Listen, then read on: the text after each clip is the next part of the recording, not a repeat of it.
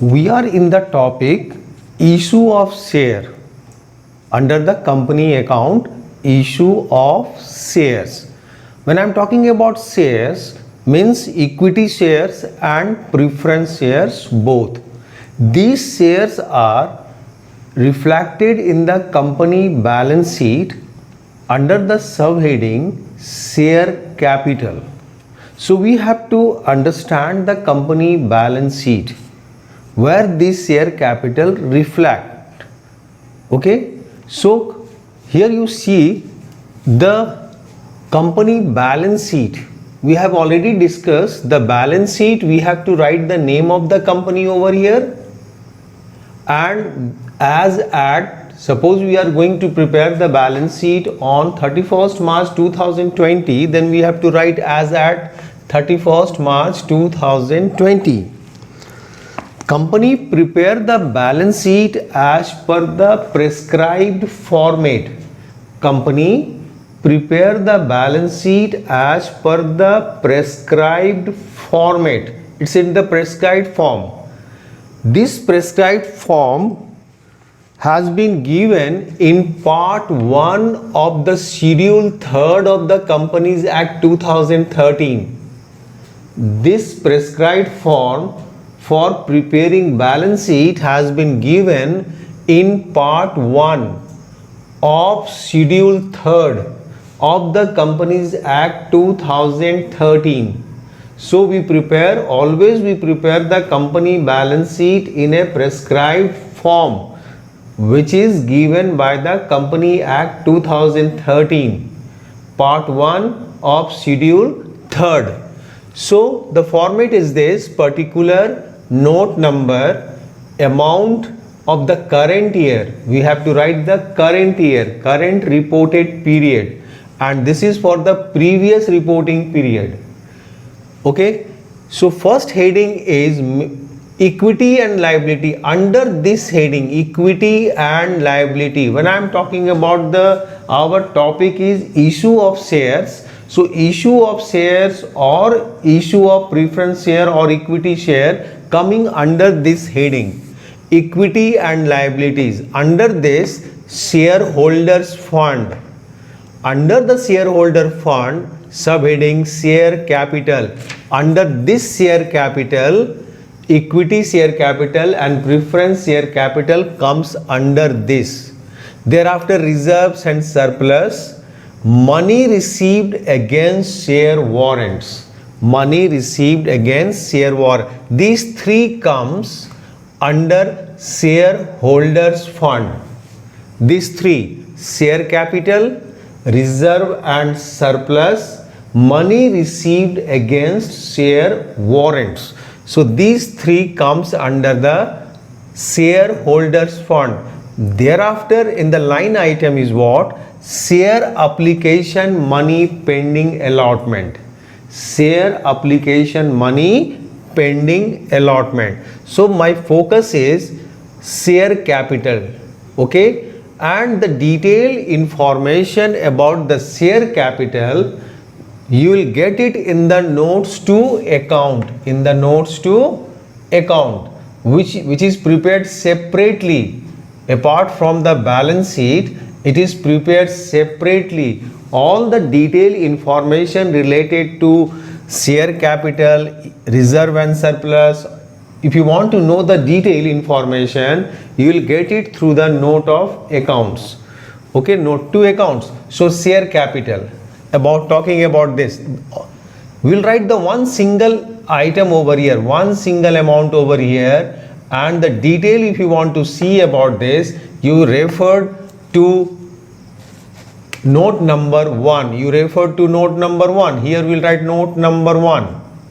Note number 1. So note number 1 is this, share capital. So in this note number 1, you will get authorized capital, information about the authorized capital, which is also known as registered capital or nominal capital. So under the authorized capital, you will get the information about the equity shares and preference share. If the preference share is also issued by the company, okay, have taken the authority or authorized to issue the preference share and equity both. So you have to write the number of shares for which the company is authorized to issue. So we will write the number of shares. Suppose 1 lakh equity shares of rupees, suppose it is 10. So we will write the 10 each. So 1 lakh into 10, this will be 10 lakhs. Preference shares, suppose it is 50,000 preference shares of rupees 100 each. So 50,000 into 100. So 50,000 into 100, it is 50 lakhs. Okay. Similarly, we will write it. Issued capital. How much shares are issued by the company? How much shares are issued by the company? Both equity and preference. Thereafter, subscribed capital. Okay. This much capital company has issued in the market. And how much shares are subscribed by the public, subscribed by the investors. So in the subscribed capital, there is two part, subscribed and fully paid, and second is subscribed but not fully paid. Under the subscribed capital, there may be the two, subscribed and fully paid, and second is subscribed but not fully paid. So when it is subscribed and fully paid, so write the number of shares of rupees 10 each or of rupees this. Write the same thing in the preference and write the amount over here. Okay. In the bracket, if any such shares are issued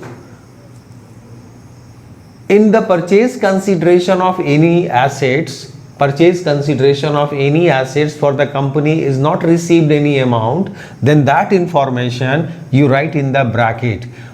For instance, of the above shares, I am talking about these, of the above shares, suppose 1000 shares are allotted as fully paid pursuant to a contract with the payment being received in cash, without payment received in cash.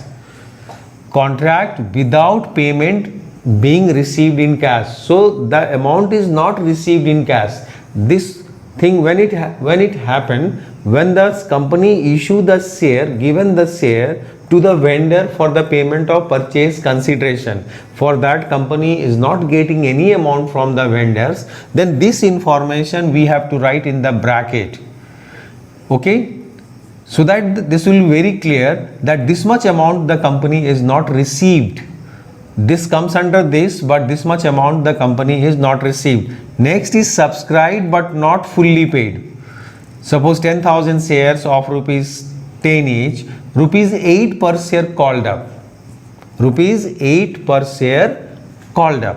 So this you will write it, and then calls in arrear will be deducted. Calls in arrear. What is calls in arrear? Company has called, but maybe the shareholders is not paid. Then it is called calls in arrear. Company has called but shareholders didn't pay.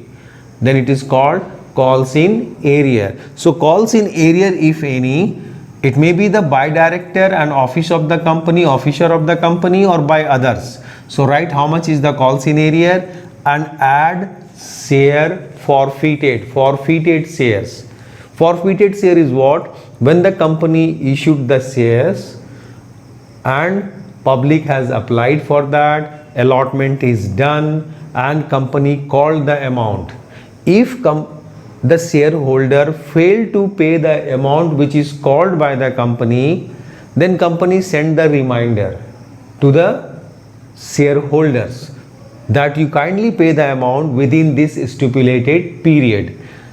Even thereafter, the shareholders, defaulters didn't pay the amount, then the company may forfeit, means may cancel his share, and amount will be forfeited by the company.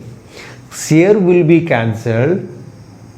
Defaulters, those who are the defaulters, after giving the sufficient time to pay the amount, thereafter also the defaulter didn't pay the amount, then company may cancel the share, and the amount, whatever the amount the shareholder has already given to the company, that amount will be forfeited by the company. That amount is not going to return.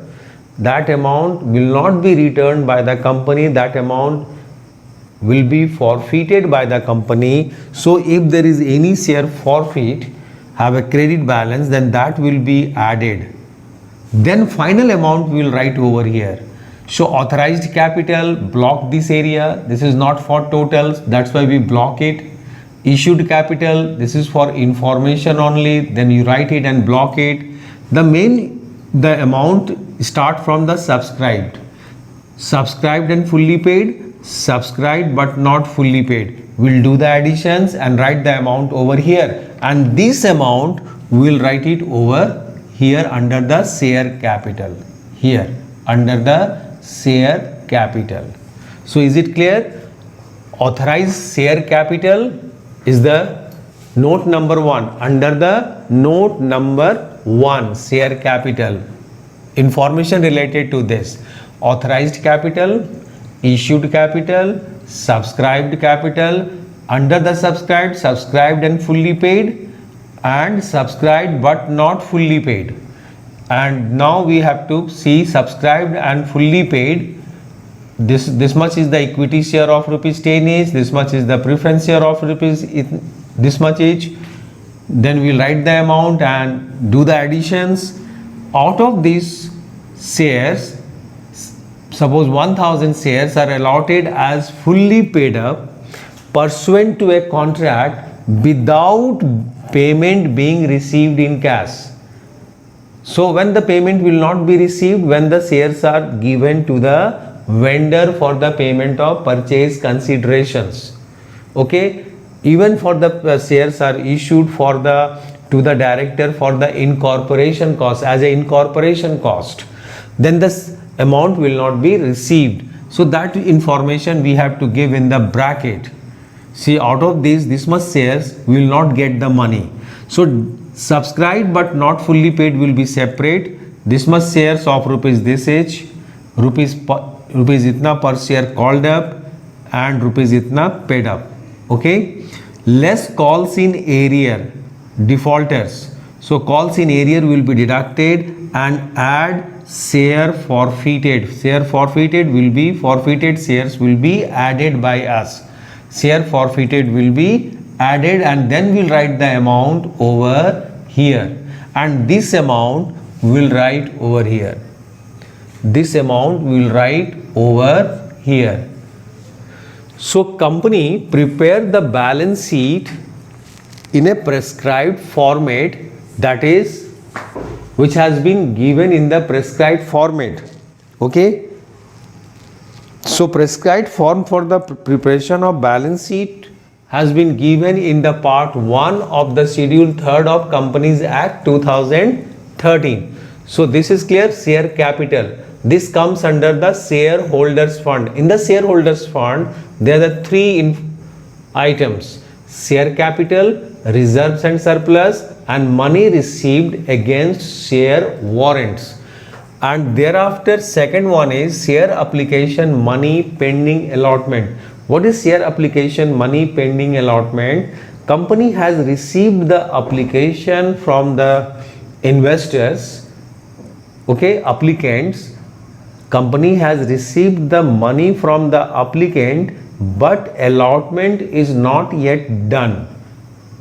At the end of the financial year, till that date, allotment is not done. So that will be shown over here. To whom the allotment is not done.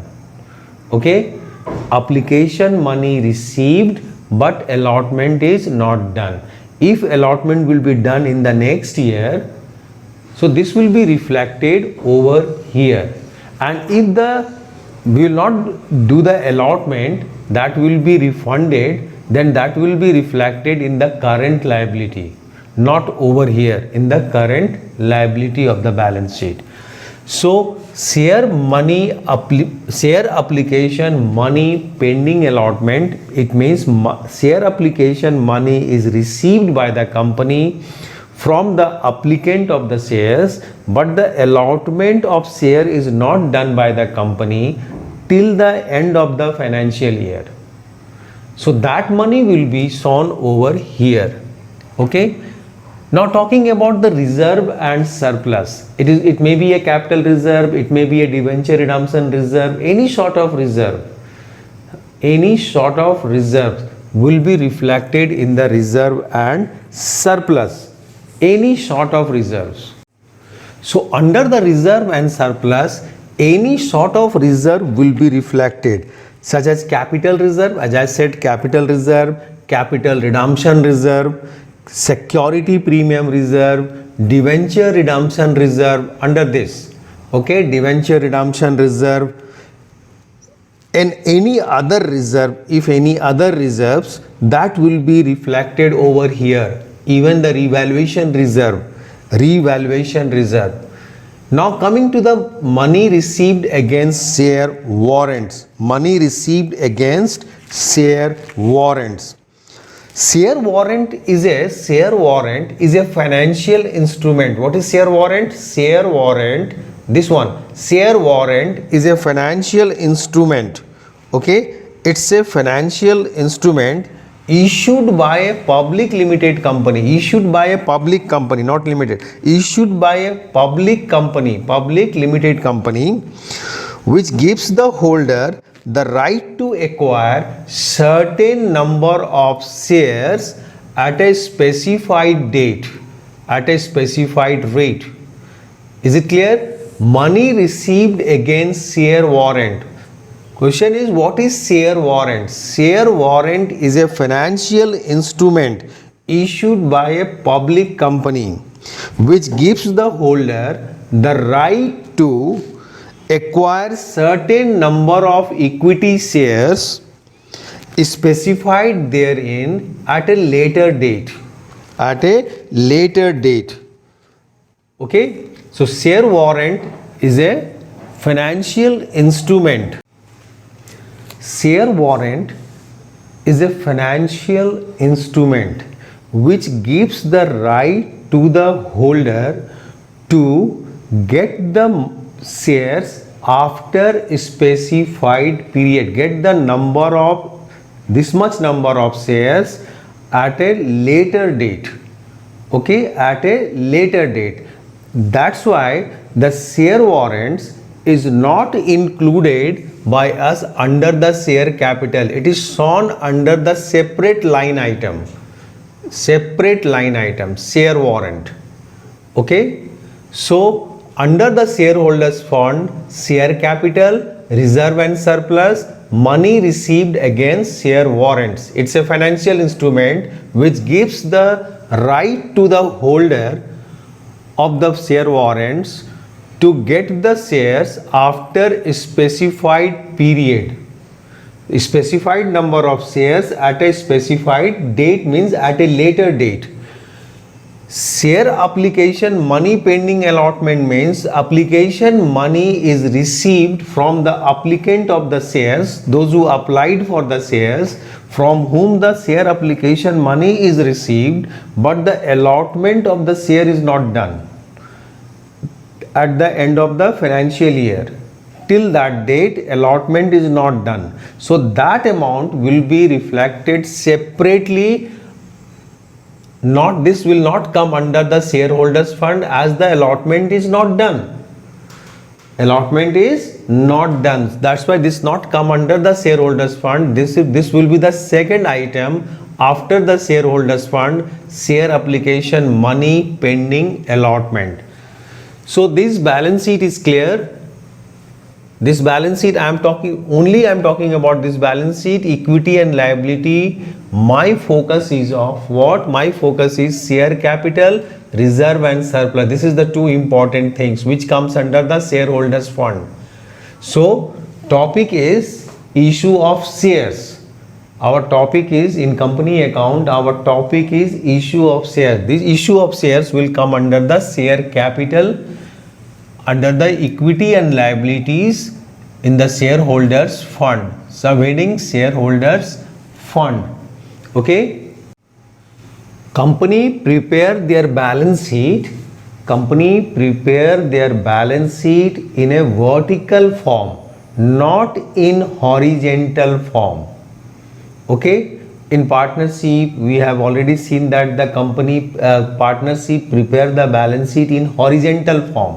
One side is liability, another side is assets. But the company prepare in the horizontal form, in this form. So in one line, they will show the liability and assets both in one side only, not in the horizontal form. So company prepare the balance sheet under the vertical format, not in the horizontal format. Is it clear? Now coming to the next, under the company account, issue of share, we have to understand the two things: reserve capital and capital reserve. Reserve capital and capital reserve. Now come to the reserve capital. When unlimited company converted into a limited company and that company have a reserve, then that company, by passing a special resolutions, may increase their nominal capital by increasing their share values. Okay? But that increased part of shares will not be called up by the company during the lifetime. Only that amount will be called up when the company wind up. So the reserve capital and capital reserve is different. So coming to the reserve capital, I am talking about reserve capital. It refers to that portion of increased nominal capital. Increased nominal capital or uncalled capital, uncalled share capital, which shall not be called up except in the event of winding up, which shall not be called up by the company except in the event of winding up of the company, when the company is going to close, wind up, company is going to close down. Only on that circumstances that uncalled part of capital will be called up by the company.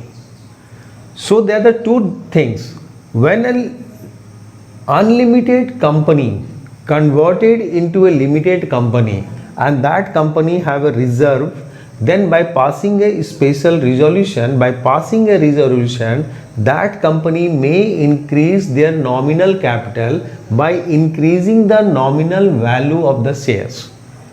Whatever the amount they increase it, that amount will not be called up by the company. That amount will only be called up by the company when the company is going to wind up. Second is what? Well, company called the capital from the investors, company called it, and the part of the capital which is not called by the company, that part of the capital which was not called by the company, and company will call that capital only in the winding up of the company. In the case of the winding up of the company, for that company has passed a special resolution that this portion of capital which was not called will be called up only in case of winding up of the business, winding up of the company. Then that capital is called, that reserve capital, that reserve is called reserve capital. It is reserve, and that will be called only in case of winding up or any such special circumstances. Second, about the reserve capital is what? It is not mandatory to create reserve capital. It is not mandatory to maintain, it is not mandatory to create reserve capital. Third is what? If you want to create reserve capital, you must have to pass a special resolution. If you want to create, if the company want to create the reserve capital, then the company must pass a special resolutions, get the approval. So created by passing a special resolutions, get the approval of that, and it is not shown in the company balance sheet. It is not shown in the company balance sheet. No one can see the reserve capital of the company through the balance sheet. It is used only at the time of winding up of the business, when the business is going to close. So this is about the reserve capital.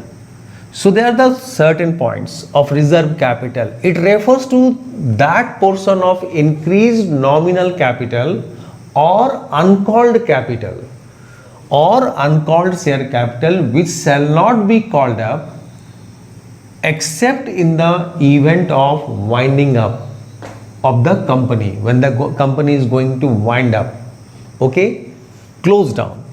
And second is, it is not mandatory to create reserve capital. It is not mandatory.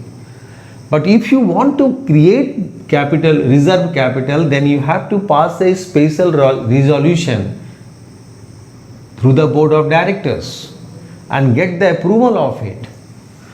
And it is not shown in the company balance sheet. It is used only at the time of winding up. Now coming to the capital reserve. Capital reserve is created out of capital profit, means non-recurring nature of profit.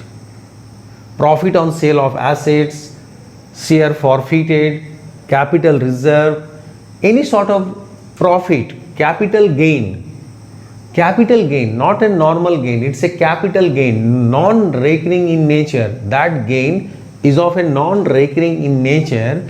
From that capital gain, we create the capital reserve. So capital reserve is created out of capital profit. It is necessary to create capital reserve. It is necessary if there is a capital gain, then you must have to create the capital reserve. You must create the capital reserve if there is a capital profit, not to reflect in the statement of PL account and considered as a normal profit, not to consider as a normal profit. That capital profit has to be utilized to create the capital reserve. Third one is, for creating capital reserve, no resolution is required. It is not required to pass any resolution to create a capital reserve. Okay? It refers to that amount which has already been received. At the time of capital gain, this amount is already received by the company. It is shown under the head reserve and surplus in the balance sheet. Under the equity and liability, shareholders fund, first one is share capital, thereafter the share capital, reserve and surplus. So to that reserve and surplus heading, this will be shown under this heading, reserve and surplus. And capital reserve may be used by the company or can be used by the company to write off the capital losses, if any capital losses, or that money also be used to declare the bonus shares, and that money also be used by the company in future for the expansion of the business. Okay, but this money will not be used for the declaration of dividend. This money will not be used for the declaration of dividend. This money will be used by the company to write off the capital loss, if any capital loss, or to declare a bonus shares, or company may use it for the expansions and modernization of the businesses. Okay, so this is clear. What is capital reserve and reserve capital? Reserve capital is that portion, it is the portion of the increased nominal capital, or it is the part of uncalled capital which will only be called up by the company in case of winding up. Second one is, it is not mandatory to create reserve capital. It is not at all mandatory. Third one, if you want to create reserve capital, then you must pass a resolution. Okay, and it is not shown in the balance sheet. You will not get this information in the balance sheet, and this money will only be used at the time of winding up. And we have not received any amount against the reserve capital. Company is not received any amount against the reserve capital. As I have written here, it refers to that amount which has already been received. Capital reserve amount is received, but reserve capital amount is not received. Reserve capital amount is not received because company has not issued that share to the public. It is reserve, and that will be issued only at the time of winding up. And about the reserve, capital reserve, it is created out of capital gain, capital profit, which are non-recurring natures. It is necessary to create reserve capital. Out of capital profit, it is necessary to create reserve capital. It is mandatory. And no resolution is required to pass for the creation of reserve capital. It refers to that amount which has already been received by the company. At the time of capital gain, this amount is already been received by the company and it is shown under the head reserve and surplus. And last one is, this amount, reserve capital, can be used to settle the capital losses. This amount may be used to settle the capital losses, to write off the capital losses if any, or even to write off any such deferred revenue expenditures can be write off.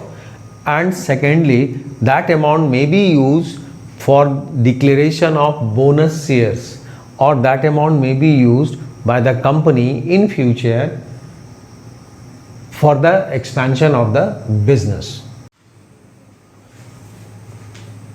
Now the next topic is private placement of shares. What is private placement of shares? Sometime company not issuing the share in the open market, not going to issue the share in the open market to the general public, for a general public. Company may raise the capital through the private placement route.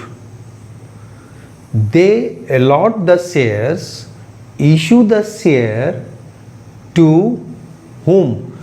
To the promoter of the company, to the promoter of the company, to their friends, relatives, shareholder of the group companies, mutual funds, non-resident Indians, financial institution like LIC, ICICI, IDBI, IFCI, and the lock-in period is 3 years. To whom the share is issued through the private placement route, they will not sell the share for 3 years. So it is locked for 3 years, lock-in period of that type of shares which is issued through the private placement route. That share cannot be sold by the allottees within the 3 years. They cannot sold within 3 years. They will sell after 3 years. So when the shares are not issued by the company for general public and the shares is issued through the private routes, private placement, to a selected group of persons or parties or institution, that may be the promoter of the company, that may be the relatives, that may be the friends, that may be the financial institution, mutual funds, mutual funds, that may be the banks, that may be the NRI. So that type of issue is called private placement of shares. It is not issued to the general public. It is issued through the private placement route. So prospectus is not issued or drafted. In place of prospectus, in lieu of prospectus is issued, and the cost of issue through this way is less. Cost of issue is less and issue of shares, number of shares will be very high. High number of shares, more number of shares are issued by the company through the private placement routes. More number of shares are issued by the company through the private placement route. Is it clear? Cost of issue of such shares are very less. Company is not going to issue the prospectus while issuing the share through the private placement route. Company, in lieu of the prospectus, they issue the prospectus in lieu of. Okay, statement in lieu of prospectus. A statement in lieu of prospectus is issued to the allottee.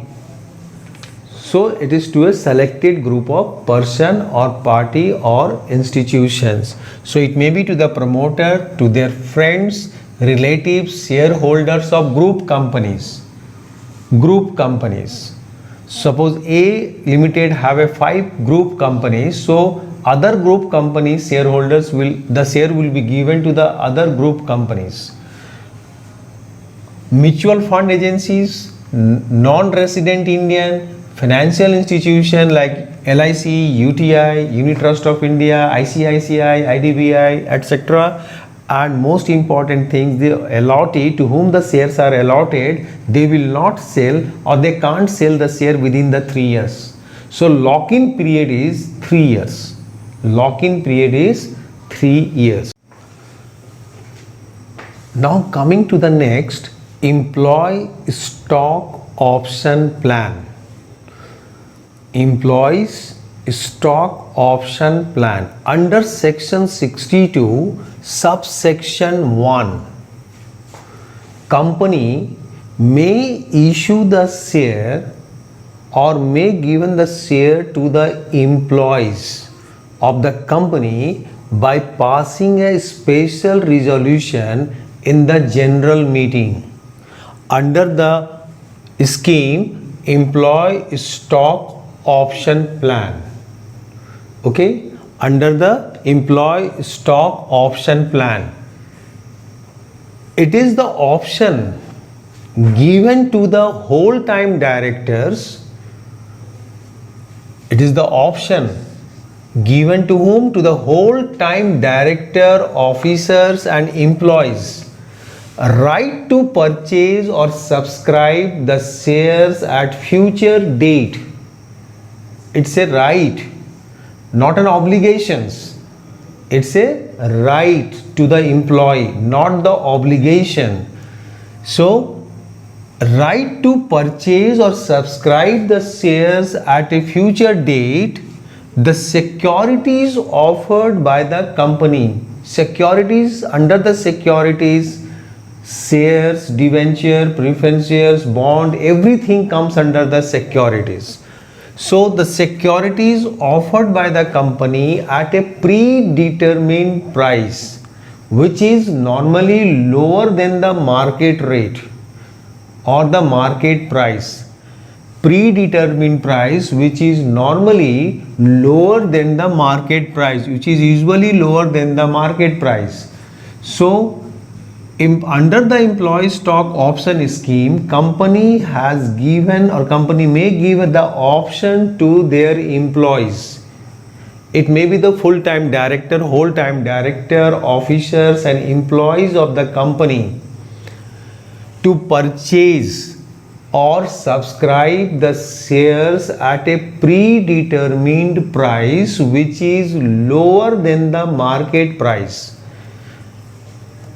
And this is a voluntary scheme on the part of the company. Company is not compel the employee to purchase the share or to buy the share. It's a voluntary, you may or you may not. It's an option given by the company. It is not mandatory. It is not obligatory that you are obliging the company. It is not obligatory. It is not mandatory. This is a voluntary scheme on the part of the company to give the sense of belongingness, to give its employee a sense of belongingness. They feel that this is my company, because they become the shareholders. After taking or buying the share of the company where he or she is working, when he get the share, thereafter the entire way of thinking will be changed. Now from servant to owner. They feel that I am also the owner of this company. So sense of belongingness will develop. So employees' sense of belongingness will be created or developed. And the lock-in period is 1 year.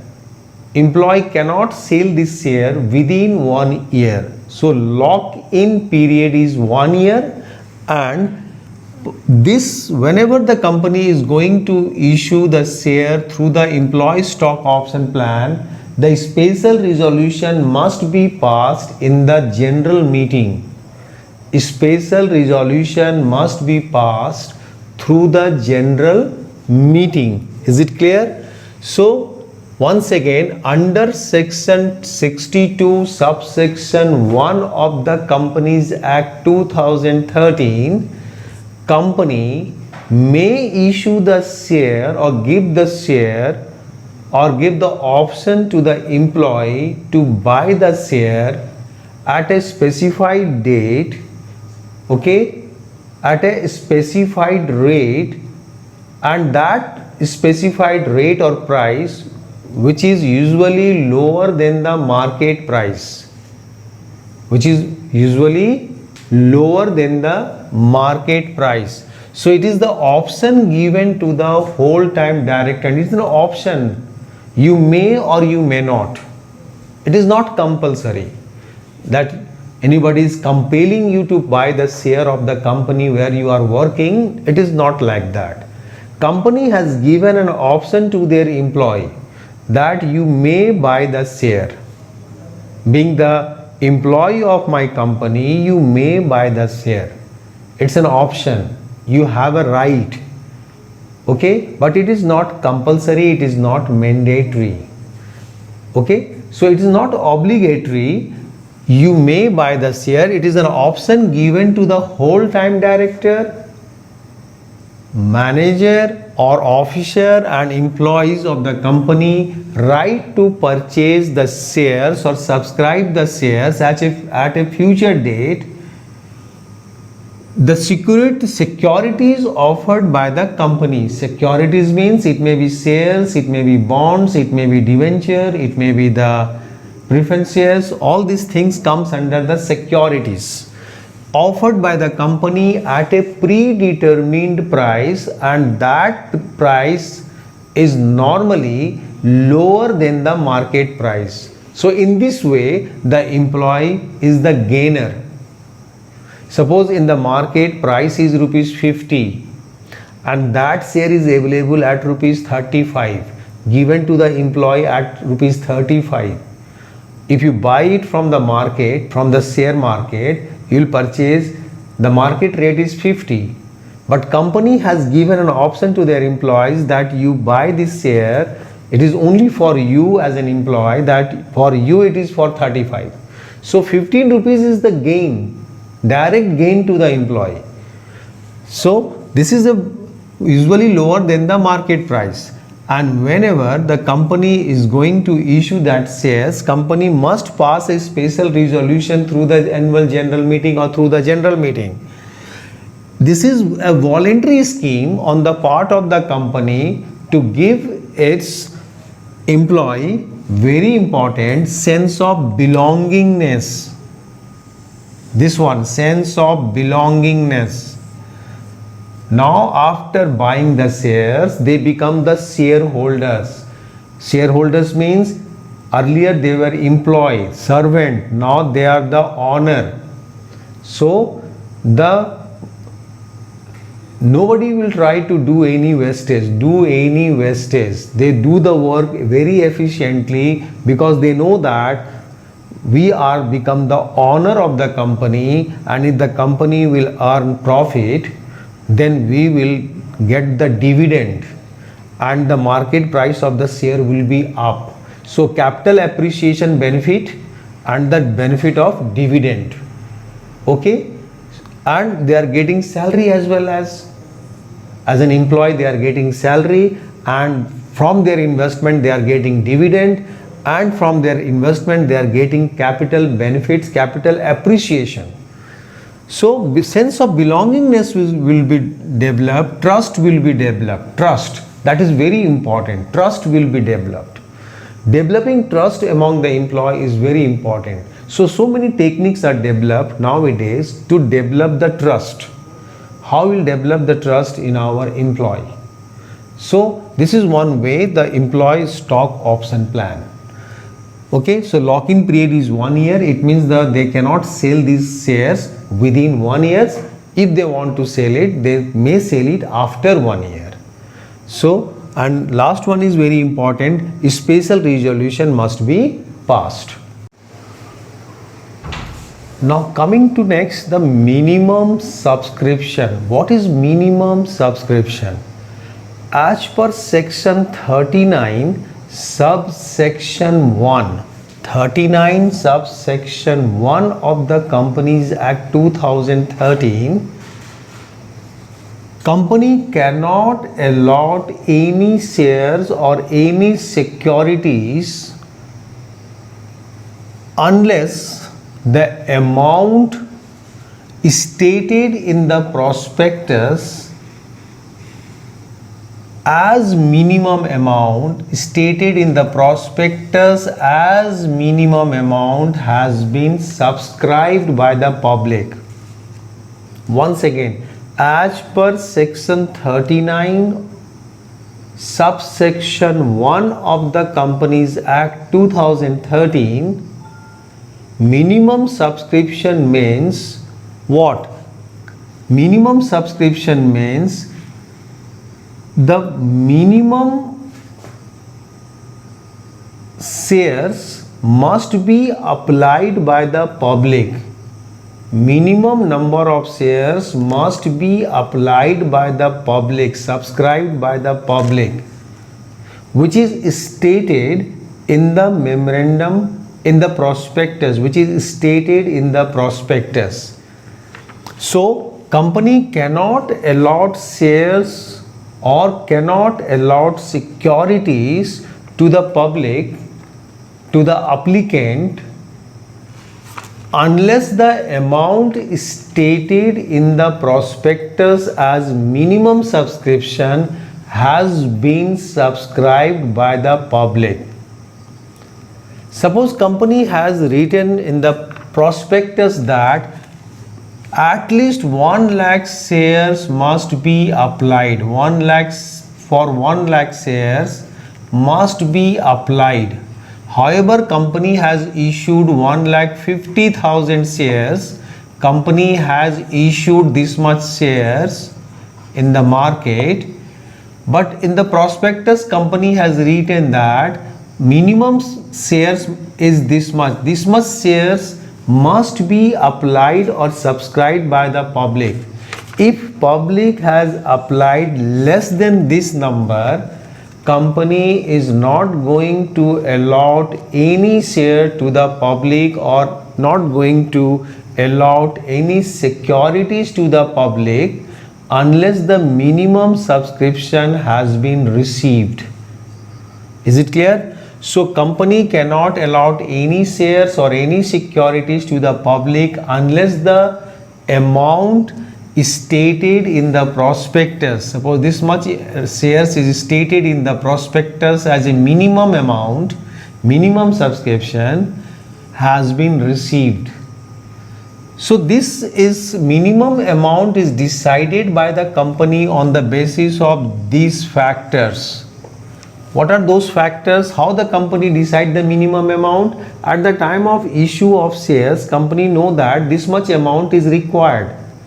They do the calculation well in advance that this much amount is required to operate the business, to run the business. So they calculate all the necessary expenditure, the fixed assets, working capital, everything. So first one is for the payment of purchase price of any assets. If the company have a plan to purchase or buy any fixed assets, so company see that how much amount will be required to buy that assets. So this will be. Second is to for preliminary expenses, writing underwriting commissions or brokerage on issue of shares, for the repayment of any borrowed amount. Company want to refund any amount which is taken by the company earlier, for working capital or for any other expenses which is required for the functioning or running of the or conduct of the business operation. The company do the calculation by taking into account all these factors, and on the basis of these calculation company decide the minimum amount. At the time of issue, company mentioned this minimum amount through the minimum number of shares, that this much shares must be applied by the public, subscribed by the public, otherwise company is not going to allot the shares. So within the 30 days of the issue, company has to get this much number of shares as a minimum amount. Okay, if company get it, then company will do the allotment. If company is not getting the minimum amount through the subscription, then company within 15 days company have to refund that amount to the applicant. Otherwise, after 15 days, the interest will be charged. Company have to pay the interest on that amount to the applicant at the rate of 15%. At the rate of 15%. Is it clear?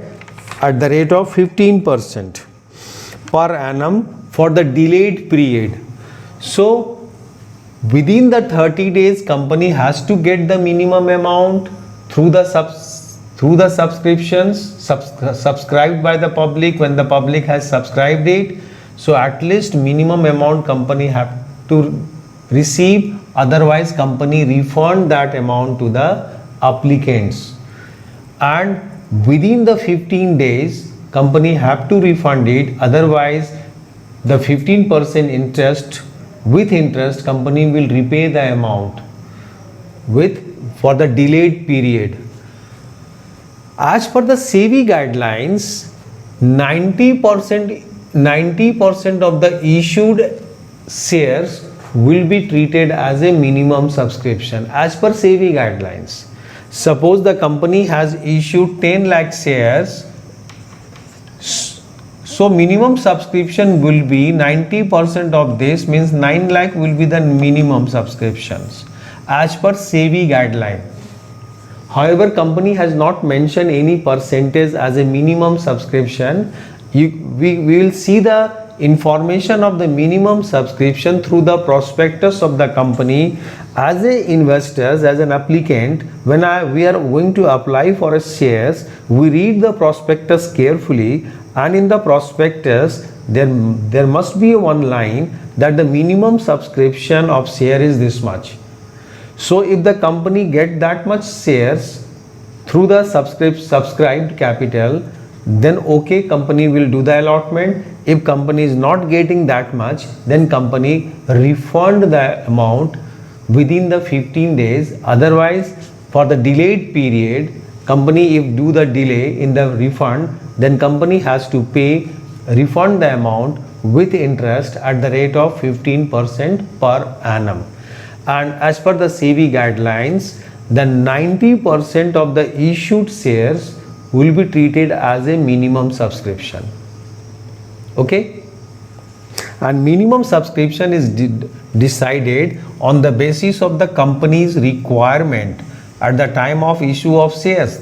The requirement may be the purchase of fixed assets, working capital, repayment of borrowed capital, payment of brokerage, your commissions at the time of issue of shares or debentures, or writing of the preliminary expenses, okay, doing the preliminary expenses, and for any other expenses which are usually required to conduct the smooth operation of the business.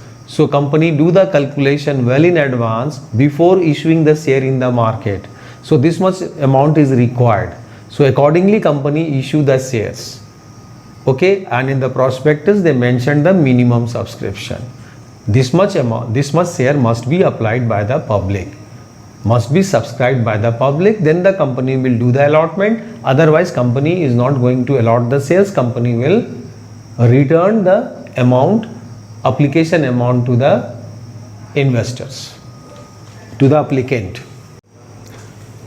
Now coming to the next, preliminary expenses. Preliminary expenses are that expenses which is incurred during the formation of a company.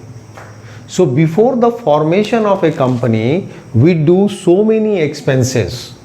That expenses are called preliminary expenses. For example, preparation and printing of various documents which is required at the time of formation of a company. Stamp duty, registration fees, cost of preliminary books, conveyance and transportations, so many things.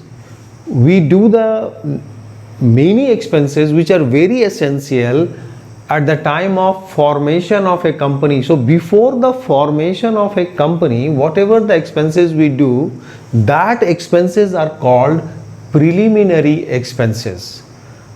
That expenses are called preliminary expenses before the formation of a company, before the incorporation of a company. So many expenses we do it.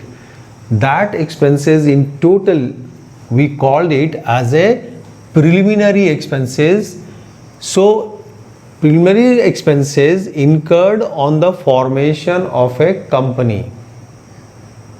These expenses include preparation and printing of the various documents. Okay, even we are giving some amount at the time of registration. Out of way, in some places we give that amount for the smooth functioning or is smooth getting all the license and all, smooth functioning. Registration fees, stamps duty, cost of preliminary books, and transportation, conveyance, refreshments. There are so many things we do it before at the time of incorporation or the formation of a company. All these expenses in total is called preliminary expenses. Okay, and these expenses will be write off by the company from the profit, not from the 1 year profit, from the maybe 5 years profit, maybe 10 years profit. Okay, profit of the 10 years or profit of the 5 years. Gradually this will write off by the company from their profit in years to come. Suppose the preliminary expenses is 1 lakh rupees is the preliminary expenses, and company has decided to write off this amount in 5 years. So divided by 5, so 20,000 will be write off by the company through the statement of profit and loss account, and rest will be reflected in the balance sheet. Okay.